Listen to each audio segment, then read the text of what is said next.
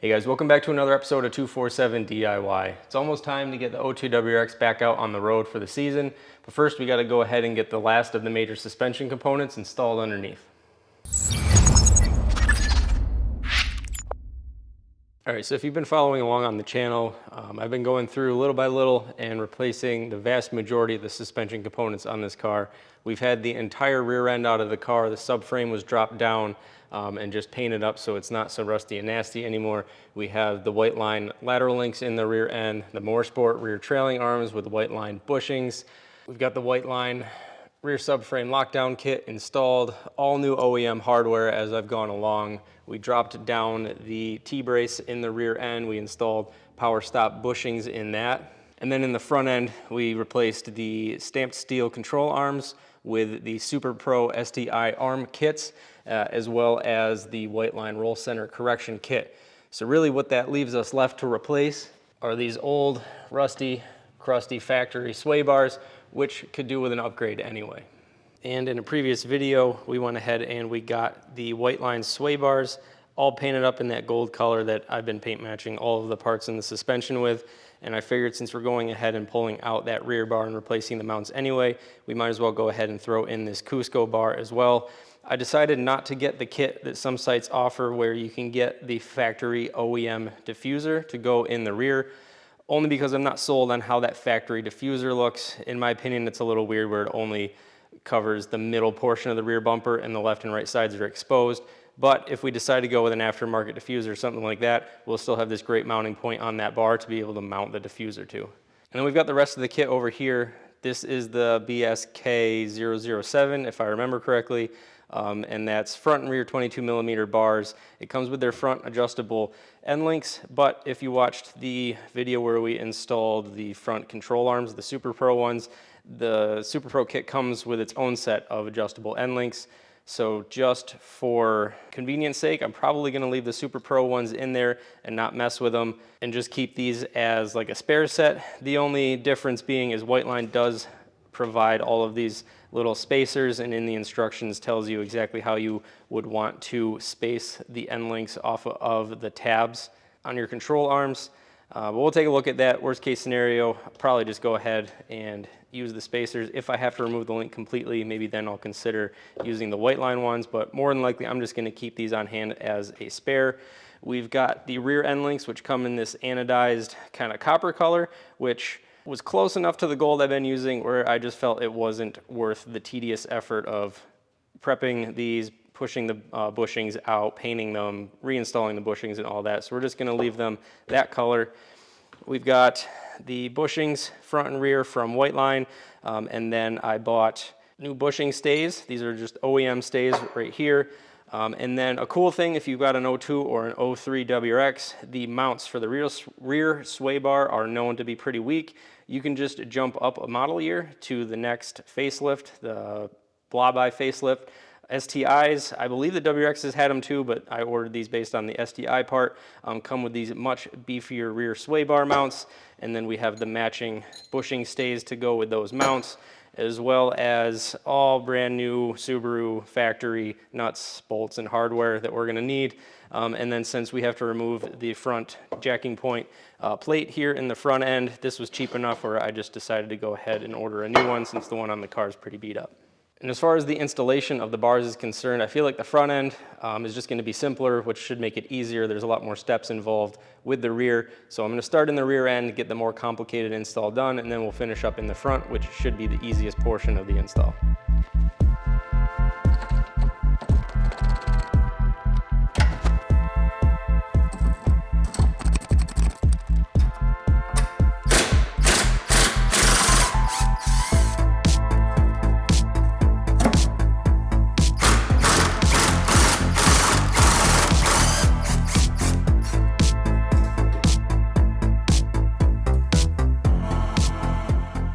Alright, so the driver's side mount is going to be pretty straightforward. You can see there just the two front and rear 12mm bolts that hold that to the frame rail.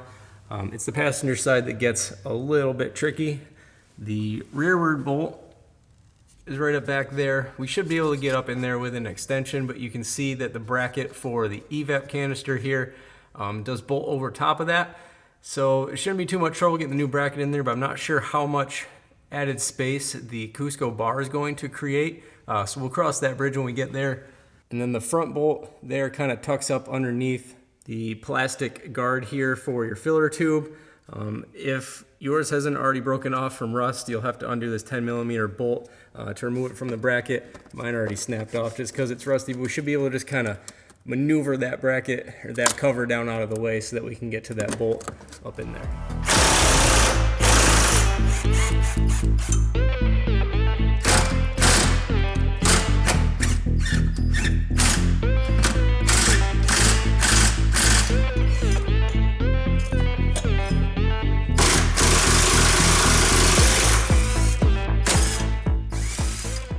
All right, and you can go ahead and see the differences here with these brackets. These, really, there's not a whole lot to them. These, you can see that they have welded in supports on either side, and even without those, it is still just a beefier, chunkier piece of steel going in there. So without spending the extra money, because Whiteline does make an aftermarket set of mounts, I think for what they cost, it's kind of questionable whether it's even worth it or not. But I think this is pretty cool anyway, just a factory Subaru upgrade that you can do to your Bug-Eye WRX. All right, and so now we just have to go ahead and get the Cusco bar kind of set into place. It's gonna be a little tricky up here on this side. You can even see when I took that bracket down, there's not a whole lot of room to even get a tool up in there to that front bolt. I found that jumping down from 1/2-inch hardware with my impact to 3/8 and then using a wobble and a short 12 gave me enough room to get on that bolt. But we'll go ahead and get the bar lifted up in there because the mounts for the sway bar then bolt underneath of that, and that's how everything gets sandwiched up in there.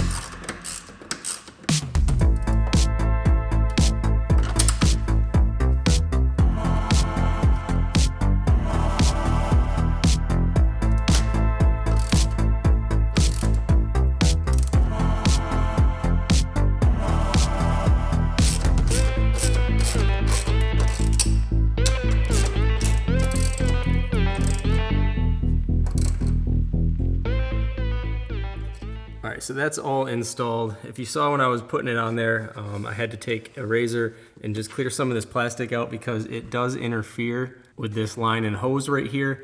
And then mine is also a little out of position. Like I said, that bracket kind of rusted off. It should be sitting kind of like that. And you can see that bit that just needs to be trimmed out.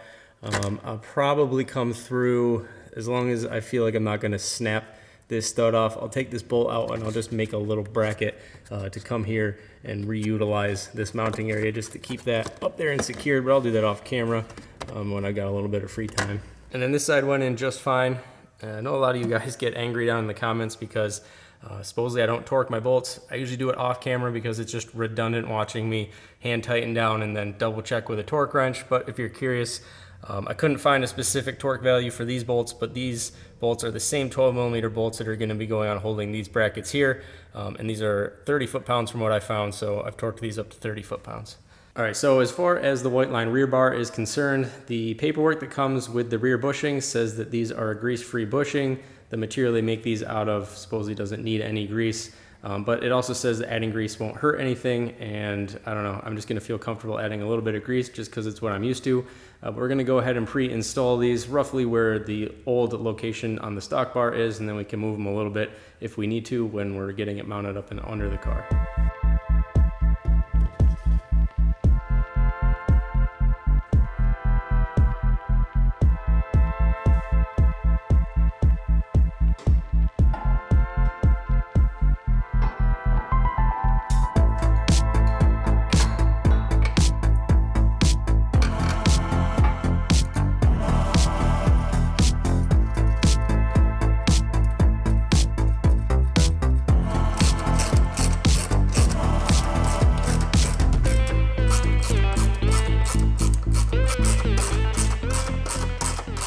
All right, so now it's time to go ahead and get these rear end links installed. I was going to go ahead and use the factory Subaru hardware because I did buy new, but the only difference between that and the Whiteline stuff is Whiteline includes these nylon lock nuts. A lot of times on suspension components, Subaru uses mechanical lock nuts, but these upper and I believe even the lower nuts from Subaru are not the mechanical locking nuts. So I'm gonna go ahead and use the Whiteline hardware to install the rear end links. And at least for right now, I'm gonna be going ahead and using the middle hole on the adjustable sway bar. That's the medium stiffness setting. And then I'm just going to snug these up by hand because when it comes to end links, you do wanna make sure the vehicle is under load. Again, I usually do that off camera because it's pretty redundant. So once I'm all done with the install here, I'm gonna lower it down onto the alignment blocks that you saw me build in a previous video. And then I'll get underneath the car and then we can snug these up with the suspension under load. And also don't forget to lube up the outside edges of these bushings.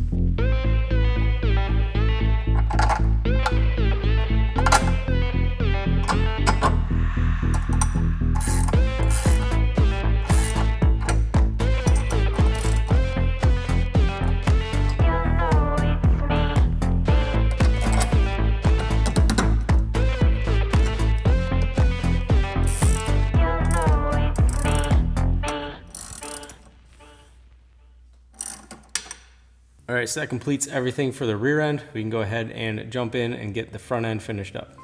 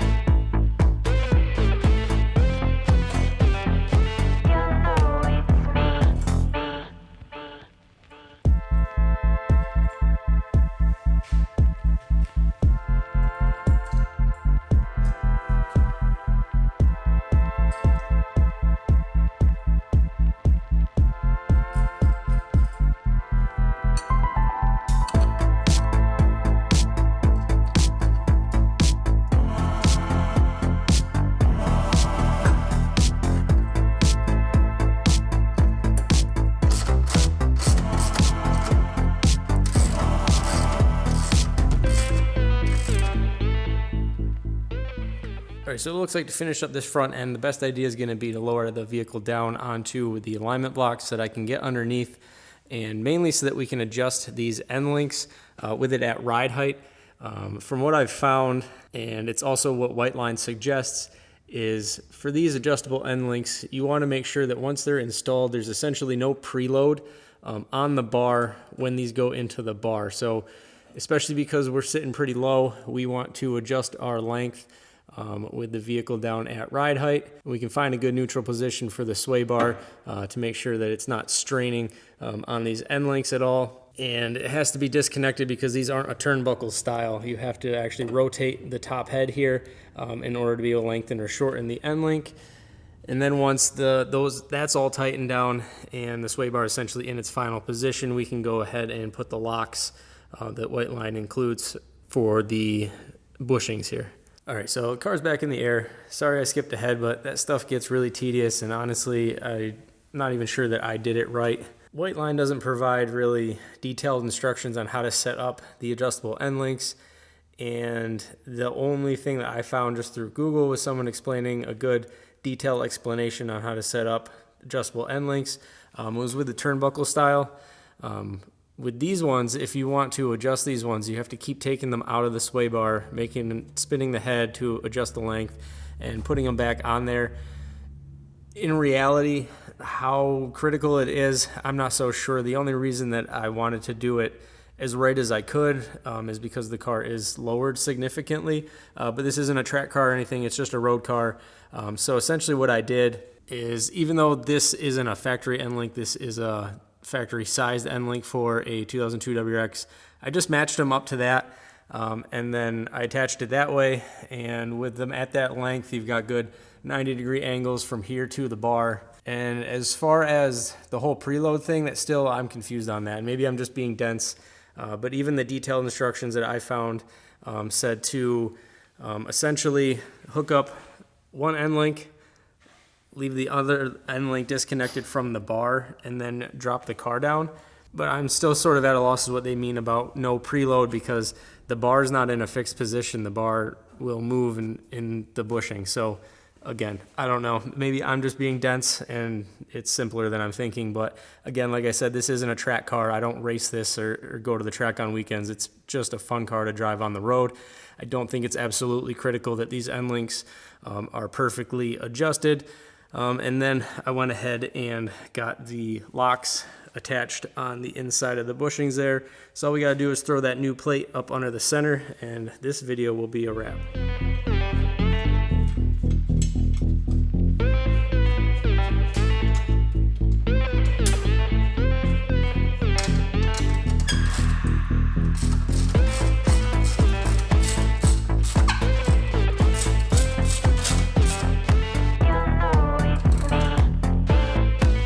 I also realized I forgot to mention, I did decide to switch over to the Whiteline adjustable Endlinks over the Super Pro ones.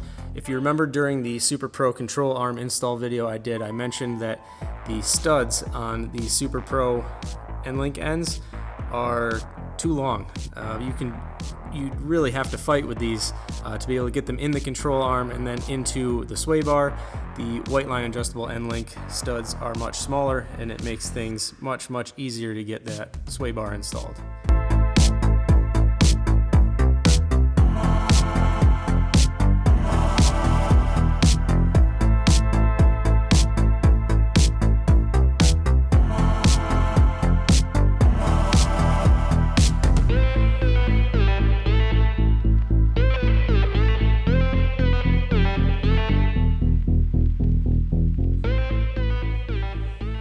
And that's going to go ahead and do it for this one, guys. I'm super excited that spring is just around the corner. I'll be able to get the car out on the road soon. We'll be able to go ahead and drive this a little bit and feel the improvement with those sway bars underneath. But as always, guys, if you like the video, be sure to hit that like button. Feel free to leave a comment below, and if you're not subscribed already, please consider subscribing. Thanks.